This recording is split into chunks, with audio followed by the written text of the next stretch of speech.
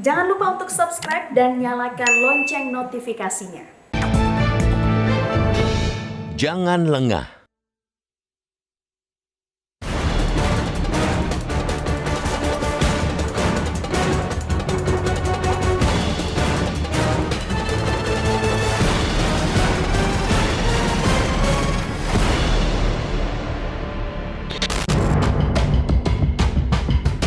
Pemberlakuan pembatasan kegiatan masyarakat atau PPKM level 4 berakhir hari ini. Tren penularan COVID-19 memang mulai menurun di Jawa dan Bali, tetapi kasus di luar dua pulau itu terus merangkak naik. Karena itu, jangan pernah lengah. Jangan pernah lengah dengan buru-buru melonggarkan aktivitas masyarakat. Apalagi bukan hanya varian Delta yang menyebar teror, kini varian lokal juga bermunculan. Kementerian Kesehatan menemukan lebih dari 900 kasus varian COVID-19 asal Indonesia. B14662, varian yang masuk daftar Alerts for Future Monitoring. Organisasi Kesehatan Dunia atau WHO itu sudah merambah 26 provinsi. Eloknya, pemerintah mulai menguatkan upaya pengendalian di luar Jawa. Bila perlu, mulai bersiap-siap menghadapi skenario terburuk karena infrastruktur kesehatan di luar Jawa sangat terbatas. Jawa yang relatif berkecukupan infrastruktur kesehatan saja sempat kewalahan menghadapi keganasan COVID-19. Persoalan di luar Jawa Bali kian berat karena terdapat ketimpangan cakupan vaksinasi. Kiranya pemerintah mulai menyiapkan pelaksanaan vaksinasi yang lebih bersifat masif di luar Jawa Bali, tidak hanya mengejar imunitas komunitas, tetapi juga untuk memenuhi asas keadilan. Ujung tombak bersiap-siap menghadapi skenario terburuk di luar Jawa Bali ialah pemerintah daerah dan masyarakat sipil. Dibutuhkan semangat kebersamaan untuk menerapkan kebijakan pengendalian COVID-19 yang akan diambil pemerintah pusat, apapun level kebijakan itu. Pemerintah pusat sudah mencoba menerapkan kebijakan melawan COVID-19 dengan berbagai nama, mulai PSBB, PPKM Mikro, PPKM Darurat, hingga PPKM level 1-4. Inti kebijakan itu tetap sama, yaitu membatasi mobilitas masyarakat. Harus jujur diakui bahwa pembatasan mobilitas masyarakat belum sepenuhnya berhasil karena tidak ada komitmen bersama untuk mematuhinya. Memang ada daerah yang sudah mampu menekan jumlah kasus COVID-19, namun ada pula daerah yang tidak mampu menahan lonjakan kasus tersebut. Berdasarkan data kasus mingguan dari Satgas Penanganan COVID-19, terdapat 5 provinsi di luar Jawa Bali yang menyumbangkan kenaikan kasus secara signifikan. Kelimanya ialah Kalimantan Timur, Sumatera Utara, Riau, NTT, dan Sulawesi Selatan. Pemerintah pusat dan daerah hendaknya terus berkolaborasi untuk menekan laju penyebaran COVID-19. Jangan pernah mengenal kata lelah karena Indonesia sedang tidak baik-baik saja. Per Sabtu 31 Juli lalu, kasus positif COVID-19 di Indonesia sudah mencapai 3,4 juta orang sejak diumumkan kasus pertama kali pada Maret 2020. Sementara itu, positivity rate harian nasional tercatat 24,82%, masih jauh dari standar yang ditetapkan WHO, yaitu di bawah 5%.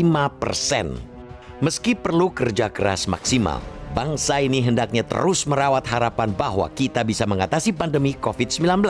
Kata kuncinya cuma ramai-ramai mengikuti vaksinasi agar tercipta imunitas komunal dan tetap mematuhi protokol kesehatan. Setiap orang dari manapun ia berasal hendaknya berkomitmen untuk membatasi kegiatan di luar rumah. Membatasi mobilitas selama pelaksanaan PPKM level 4 itulah kunci keberhasilan di Jakarta. Angka kasus aktif di Jakarta kemarin turun menjadi 17.000, padahal pada 16 Juli masih ada 113.000 kasus. Dampak baik pelaksanaan PPKM level 4 kiranya menjadi pertimbangan untuk dilanjutkan dengan membuka ruang penyelarasan kepentingan kesehatan dan ekonomi. Jangan pernah lengah, apalagi berpuas diri hanya karena tren penurunan kasus COVID-19.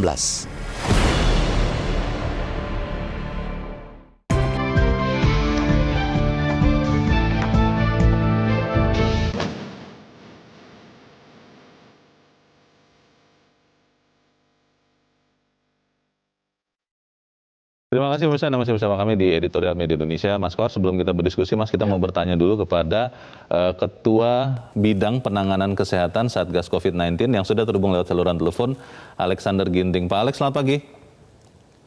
Selamat pagi, salam sehat. Salam sehat Pak. Pak Alex, kita melihat bahwa kemarin saya lihat dari aplikasi Satgas bahwa angka kasus baru untuk nasional itu 30.000 sekian ratus dan angka kematian itu 1.600 lebih. Kalau melihat angka ini Pak, apakah kita bisa mengatakan bahwa COVID-19 di Jawa dan Bali sudah terkendali atau bagaimana kira-kira Pak Alex? Ya, jadi kita harus melihat dari tanggal 3 Juli ya. Tanggal 3 Juli semenjak itu ditetapkan, kita lihat memang instrumen ini kan dibuat untuk mengendalikan. Jadi dalam pengendalian itu artinya supaya infeksi yang ada di komunitas itu dia tidak menjadi masif dan sporadis. Betul. Oleh karena itu kasus itu kita lihat melompat dari 10.000 sampai 20.000-an, 30.000 pernah sampai di atas 45.000. Jadi yang kita lihat sekarang ini memang dia masih di atas 20.000-an dan angka kematian masih 1.000. Tapi yang kita lihat di rumah sakit itu sudah terjadi penurunan bor. Bor turun ya? Ya, jadi penurunan bor itu menandakan bahwa mereka yang fase sedang dan berat itu sudah berkurang. Jadi dengan ditemukannya ada 20.000 kasus, 25.000 kasus itu artinya kan testingnya kan baik. Dan kalau perlu testing ditingkatkan. Jadi dengan meningkatkan testing tentu dalam hal ini tracing harus berjalan maksimal sehingga di komunitas bisa kita selesaikan mana yang terinfeksi, mana yang bergejala, mana yang kontak erat. Jadi di hulunya aja sebenarnya yang diperbaiki, diperkuat melalui posko desa dan posko kelurahan.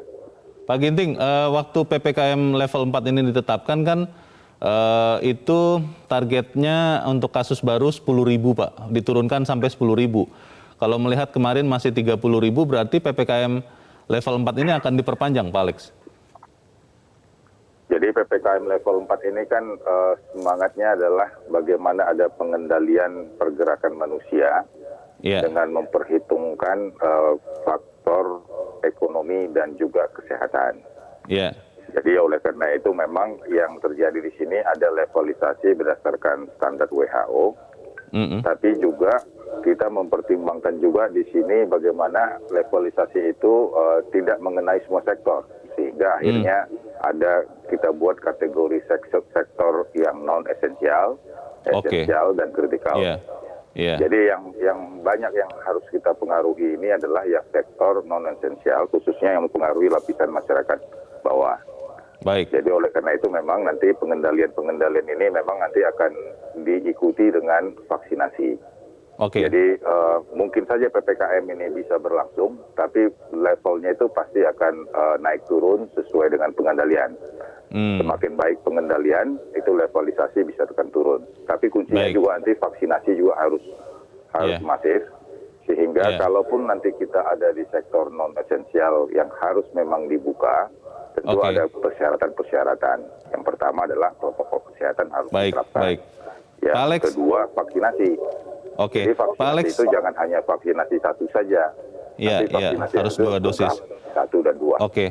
Pak Alex, pertanyaan terakhir Pak, kalaupun nanti ada perubahan begitu, mungkin sektor-sektornya ada yang diperlonggar karena memang kasus di Jawa Bali sudah relatif mulai turun perlahan-lahan, tapi tidak akan tiba-tiba berkurang ke pengetatan ini kan Pak ya, tidak akan langsung diperlonggar begitu rupa ya Pak Alex? Ya, yang namanya pengendalian pasti ada pengetatan. Jadi ada penerapan di mana prokes itu harus diterapkan secara sempurna dan tegas dan disiplin. Oleh karena itu nomor 1 adalah protokol kesehatan, nomor 2 adalah vaksinasi. Jadi ini harus berjalan seiring. Dan dengan demikian juga kita minta supaya mereka juga yang sakit, mereka yang bergejala juga harus taat. Kalau memang masuk kategori isolasi mandiri, jangan jalan-jalan. Kalau kontak erat juga nggak boleh keluar, harus di tempat. Baik.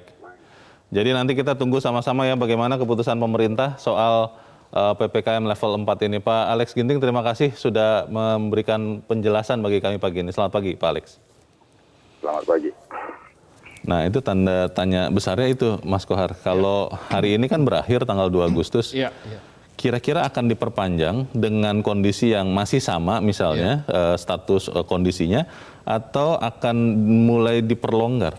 Jadi melihat apa yang gelagat yang ada, jadi misalnya bagaimana kombinasi antara menginjak rem, menarik rem, atau menginjak gas. Itu kan harus betul-betul diperhatikan betul. Pemerintah pasti juga tidak ingin dengan PPKM level 4 yang sangat-sangat ketat, sektor-sektor yang selama ini menyangkut masyarakat kecil, ekonomi rakyat, itu menjadi mati kemudian. Karena kan tadi Leo menyebut sudah banyak yang mengibarkan bendera putih. Pedagang kaki lima di Malioboro, kemudian pedagang kaki lima di Brebes, di beberapa tempat, sektor pariwisata, perhotelan, mereka mengibarkan bendera putih karena menyerah dengan keadaan kondisi. Di Brebes misalnya dari 80 PKL di alun-alun, tinggal 8 sekarang yang beroperasi, itu pun penghasilannya turun hingga 85%. Artinya kehidupan mereka semakin sulit, sementara bantuan sosial tidak lancar, tidak selancar yang diharapkan oleh mereka. Mereka sudah kesulitan mencari bantuan sosial, belum mendapatkan bantuan sosial, sementara tidak mendapatkan income, akhirnya juga menjadi kelaparan nantinya. Jadi ini betul-betul harus seimbang, dan apa yang dilakukan dari PPKM darurat ke PPKM level 4, ketika kemudian ada beberapa pelonggaran, misalnya boleh makan di warteg, di rumah makan yang 20 menit itu jadi viral itu. Soal 20 menit itu. Itu pro kontra ya. Kemudian boleh jadi nanti ada sedikit pelonggaran, misalnya dari 20 menit menjadi 35 menit misalnya. Atau beberapa sektor-sektor yang betul-betul berkaitan dengan orang banyak seperti pasar, ini mulai dilonggarkan dengan, tetapi tetap intinya adalah protokol kesehatan yang sangat ketat. Dan mereka yang lalu lalang harus dipastikan adalah orang-orang yang betul-betul sehat. Nah itu pertanyaannya Mas Kohar. Kalau kemudian protokol kesehatan yang nomor 1 kan pakai masker ya. Itu kita melihat bahwa mulai banyak yang sudah tidak pakai masker. Tapi kita tidak melihat ada penertiban kepada mereka. Kalau protokol kesehatan ini tetap tidak diperkuat, sementara PPKM atau pembatasan kegiatan itu tetap dilaksanakan, kan jadi semacam kita tutup lubang sini, tapi lubang yang itu masih tetap bocor. Bagaimana Mas Kohar? Tentu di beberapa titik ada beberapa kelemahan. Berkali-kali di forum ini saya mengatakan kita ini seperti masih hidup dalam situasi negara yang lembek gitu. Negara yang lembek itu negara salah satu diantaranya adalah disiplinnya sangat lemah. Bantuan dikorup itu kan juga ciri-ciri negara lembek. Bantuan dikorup, kemudian disiplin yang sangat lemah, rendah masyarakat. Kita harus kerjasama, intinya begitu. Jadi masyarakat juga harus betul-betul mau bekerja sama kalau kita ingin betul-betul keluar dari kesulitan. Bukan hanya pemerintah, tetapi juga masyarakat. Aparat juga tegas, tetapi ketegasannya juga harus betul-betul melihat situasi gitu loh. Jadi asal dia peraturannya itu sudah sesuai, tegas saja. Bagaimana menemukan jalan yang tadi itu tegas tapi juga tetap manusiawi, kita bahas di bagian berikut Mas Kohar. Dan pemirsa tetap bersama kami, Editorial Media Indonesia segera kembali. Terima kasih misalnya masih bersama kami di Editorial Media Indonesia. Mas Kohar, kalau bicara bagaimana mencari jalan tengah, bukan sesuatu yang mudah juga ketika misalnya kemarin saja waktu rumah makan boleh 20 menit, itu ramai sekali di sosial media tentunya yang cenderung menertawakan akhirnya. Bagaimana mungkin bisa makan 20 menit? Nah, kalau melihat kondisi seperti ini, apa yang sebaiknya dilakukan oleh pemerintah supaya kemudian efektif betul-betul mengendalikan COVID-19? Karena kalau bicara angka kasus saja kan masih belum terpenuhi target 10.000. Bagaimana Mas Kohar? Jadi kolaborasi antara pemerintah dan masyarakat, kontribusi pemerintah dan masyarakat itu harus berjalan seiring seirama. Harus betul-betul dalam kondisi yang sangat pas gitu kan. Ketika pemerintahnya menerapkan seperti ini, masyarakatnya juga harus betul-betul taat, disiplin. Jangan begitu dibuka misalnya 20 menit. Lalu ini kemudian jadikan bahan olok-olok. kita tidak akan pernah selesai dengan mengolok-olok. Kita tidak akan pernah menyelesaikan situasi dengan hanya mengolok-olok. Ya, kecerdasan kita tidak cukup hanya dibuat untuk mengolok-olok, tapi kita curahkan ke pikiran kita, kontribusi kita, ketimbang kita mengolok-olok, lebih bagus apabila kita mengingatkan, saling mengingatkan pada masyarakat. Ayo, kita berkontribusi bahwa ini persoalannya belum sepenuhnya selesai. Ini masih angkanya masih tinggi. Sewaktu-waktu bisa meningkat lagi ya. Betul bahwa mulai ada penurunan. Jakarta misalnya bornya sudah turun tapi masih di angka 70%. Belum mencapai di bawah itu 60% misalnya standar dari WHO yang maksimal mentok di 60%. Nah, untuk mencapai ke arah itu ya harus ada kerjasama berbagai pihak. Varian yang kita temui, varian mutasi virus ini, itu sudah menyebar kemana-mana. Kita lihat di semua dunia sekarang naik lagi. Amerika Serikat kemarin bahkan sempat kasus harian 71.000. Terus Vietnam yang sejak pandemi itu angkanya selalu rendah. Positivity rate-nya kemarin 8.600. Vietnam, Malaysia hingga saat ini masih di angka 17 sampai 19.000. Filipina masih. Jadi semua dunia sekarang menghadapi situasi yang sama. Tetapi perbedaannya adalah di beberapa negara tersebut tingkat kematiannya tidak setinggi Indonesia.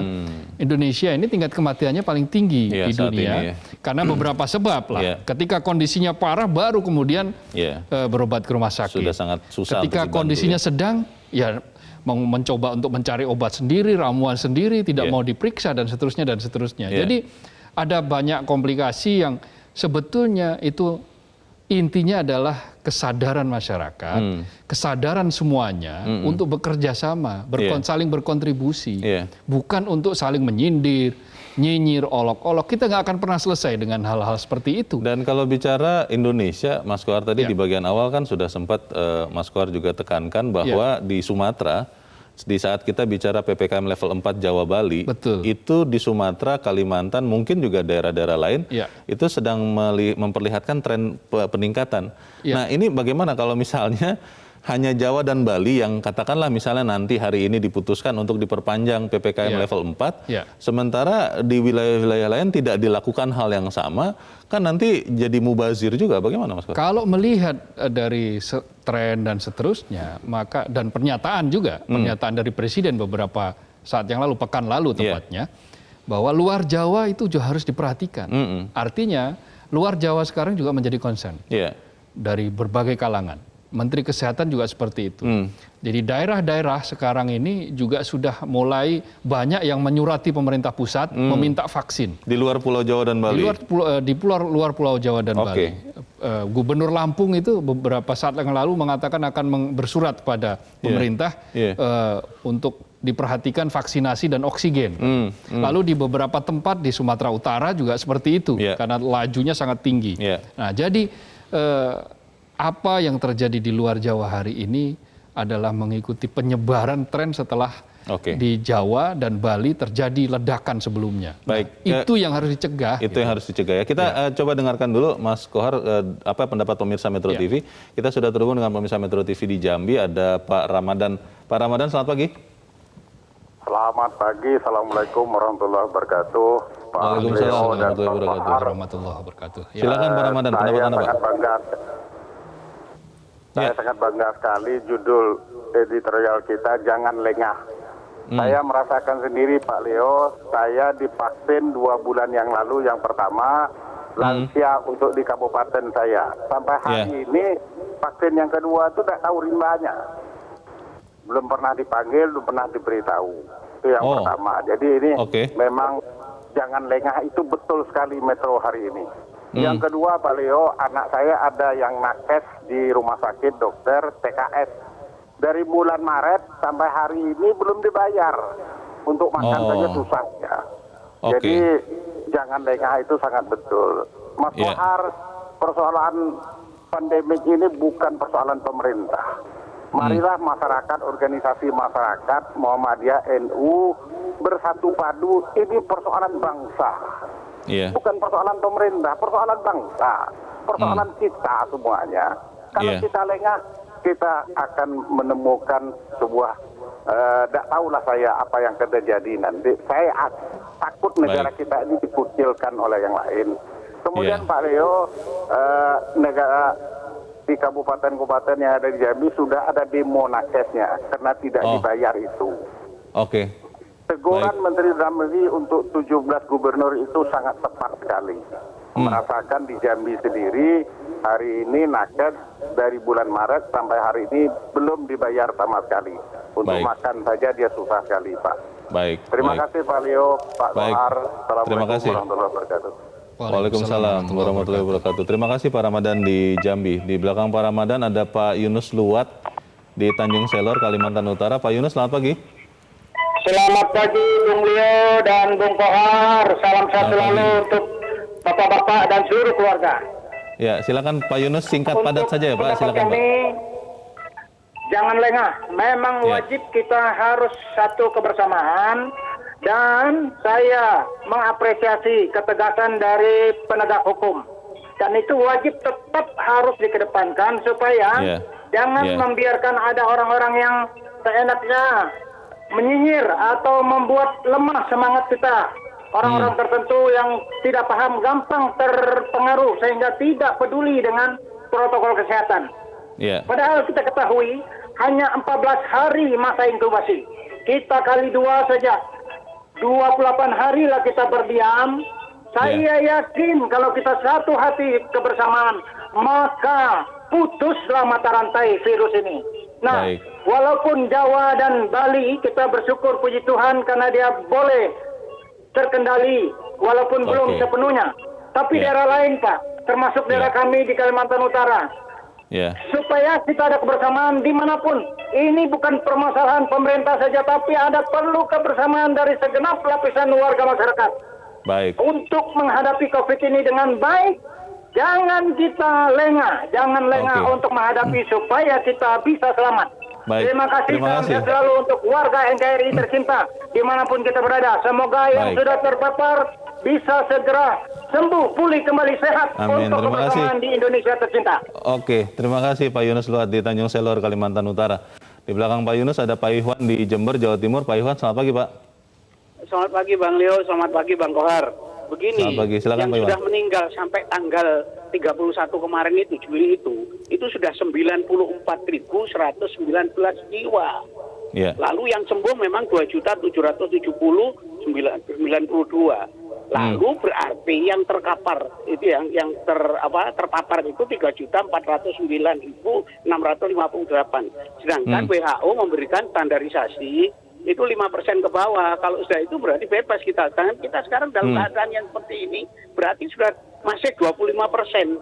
Oleh sebab itu yang perlu dikerjakan itu ada tiga istilahnya itu 3M ya. Kemudian dan 2I.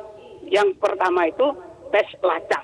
Sekarang ini sudah sampai varian berapa? Bukan hanya varian Delta, bukan. Ini sudah luar biasa sudah ini. Lalu yang kedua isolasi gawat dan ketat. Yang ketiga vaksinasi. Nah, vaksinasi ini rupanya harus dilihat. Sekarang variannya itu bukan hanya Delta, tapi sudah begitu rupa dan seluruh Indonesia sudah. Lalu oleh sebab itu harus ada tingkat berikutnya, yaitu iman dan imun. Imunitas inilah yang bersifat isolasi mandiri di rumah masing-masing. Memang kita tidak bisa lockdown. Akibatnya ya seperti ini memang, tapi optimal maksimal sudah kita kerjakan. Apalagi kalau sudah TS demokratis negara kita yang Pancasila ini sudah meninggalkan Tuhan. Kita ini sudah lebih banyak usahanya itu rasional, empirik, positivistik. Nah, kita sombong sekali. Maka menurut saya iman itu harus taubatan nasional, lalu doa bersama. Karena yang punya penyakit itu Allah, yang menarik penyakit itu Allah. Lalu mengatasinya, mendekat kepada Dia, gitu. Itu penting setelah upayanya optimal maksimal. Oke, terima kasih Pak Iwan di Jember, Jawa Timur. Selamat pagi Pak.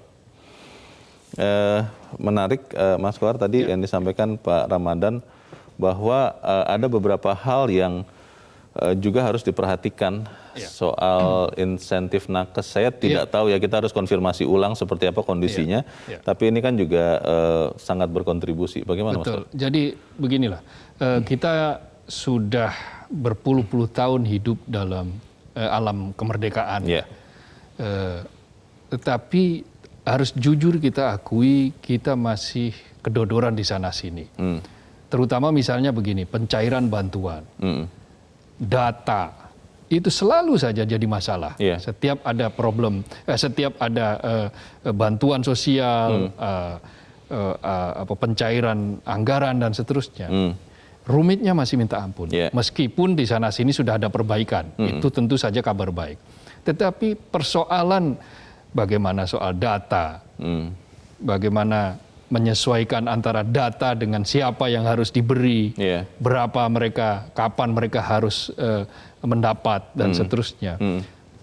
Beberapa nakes tidak hanya di Jambi, di beberapa daerah memang sedang menunggu, tapi mereka terus bekerja.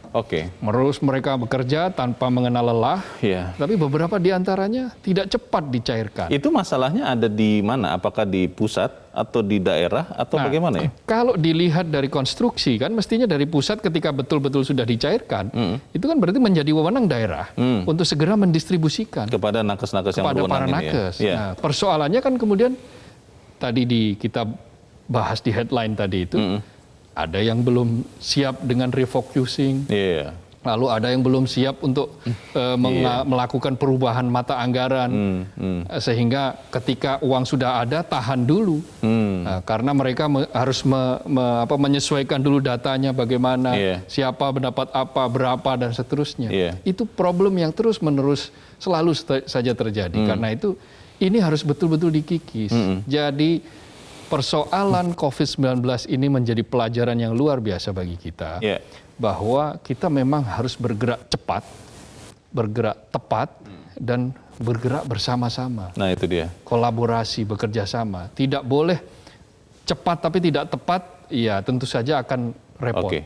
Tetapi kalau yang satu cepat, sementara yang lain lambat, tidak bergerak bersama, masalah juga. Masalah bekerja atau berjalan bersama-sama itu menjadi pertanyaan kita, Mas Kohar, karena 1,5 tahun lebih sejak Indonesia ada kasus pertama COVID, masih saja ada yang tidak seia sekata begitu. Masih ada saja yang mengatakan COVID ini rekayasa. Kita akan bahas bagaimana kita bisa sama-sama di bagian berikut, dan pemirsa tetap bersama kami, Editorial Media Indonesia segera kembali.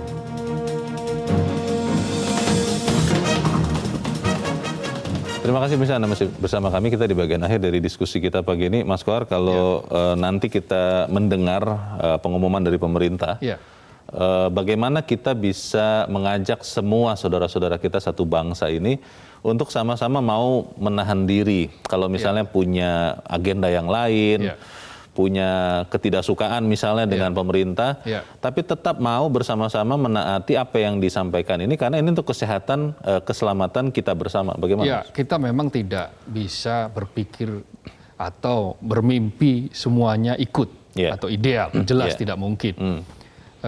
Dari 100 orang, kalau kita bisa menghimpun 70 orang, itu sudah bagus, maksimal, sudah sangat bagus.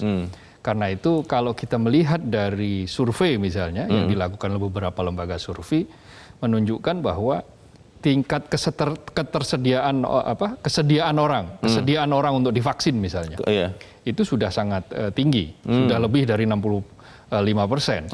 Artinya itu kita tinggal naikkan lagi 5%, sudah 70% orang mau divaksin. Artinya kesadaran tentang bahaya COVID sudah mulai naik. Tapi masih ada saja orang yang katakanlah misalnya berkepala batu dengan mengatakan berkeras hati bahwa COVID ini tidak berbahaya, COVID tidak ada, COVID rekayasa dan seterusnya dan seterusnya. Kita tentu saja tidak terus-menerus memperhatikan yang 30% itu tidak. Jangan terus-menerus kita mikir 30%, lalu kemudian kita mengabaikan yang 70%. Kalau ada 10 gelas, 7 terisi, 3 gelas kosong, ya kita nggak usah terus-menerus memikir gelas yang kosong ini. Kita mikir yang sudah terisi ini kita apain ini selanjutnya. Nah, mau kita jadikan seperti apa? Itu yang jauh lebih bermanfaat bagi penanganan COVID ini. Kita genjot vaksin, kalau di daerah-daerah misalnya vaksin kosong misalnya, ada tadi yang sudah menunggu vaksin kedua belum ada, maka ya segera coba dicari di mana titik ketika distribusi vaksin ini kosong. Waktu awal-awal karena memang di sejumlah daerah kasusnya masih sangat rendah, karena tracingnya juga masih belum tinggi, maka permintaan vaksin belum terlalu banyak. Tetapi ketika kasus meledak seperti sekarang ini, secara hampir bersamaan, maka overload kan akhirnya. Orang seperti semua meminta vaksin. Ada di mana nih vaksin? Ada. Semua orang berburu vaksin. Antusiasme ini tentu saja harus dihadapi dengan cara yang tepat. Kenapa? Karena jumlah tenaga kesehatan mungkin juga tidak berlimpah. Terbatas ya. Stok vaksin mungkin juga belum terdistribusi secara semuanya. Nah, karena itu langkah bersama, transparansi dan berbagai langkah penting harus segera dilakukan. Tetapi inti dari segala apapun level yang diberlakukan itu jangan lengah.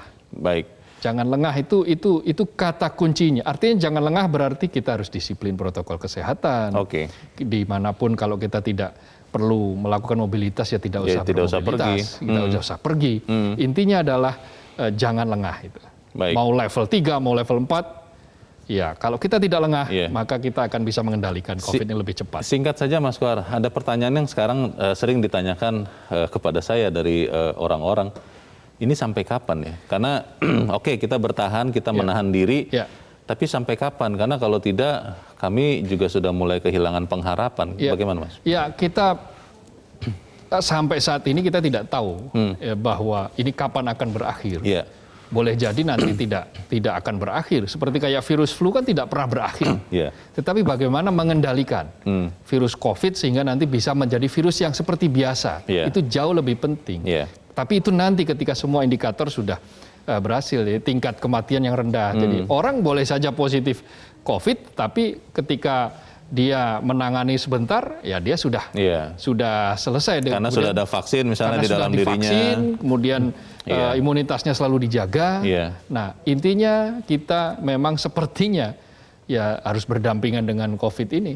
Tetapi tidak dalam posisi COVID yang seperti sekarang masih ganas, tetapi COVID yang ketika nanti sudah berhasil dikendalikan dan ketika nanti vaksinasi sudah mencapai herd immunity itu tadi. Dan tidak pernah boleh lengah untuk tetap menggunakan protokol kesehatan. Jangan lengah dari protokol kesehatan karena kelengahan itu akan mematikan. Baik, kita harapkan kita sama-sama bisa melakukan itu. Mas Kohar, terima kasih sudah hadir di tempat ini. Selamat pagi Mas. Selamat pagi Leo, terima kasih.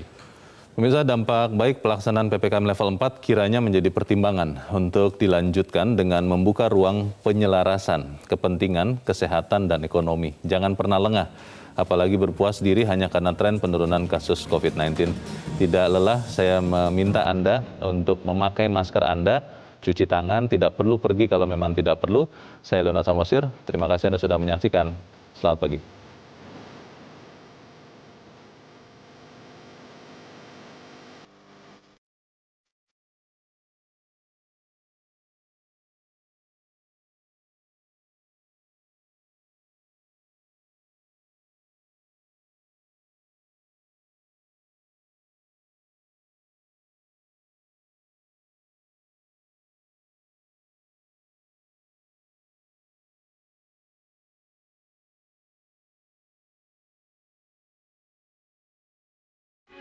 Metro TV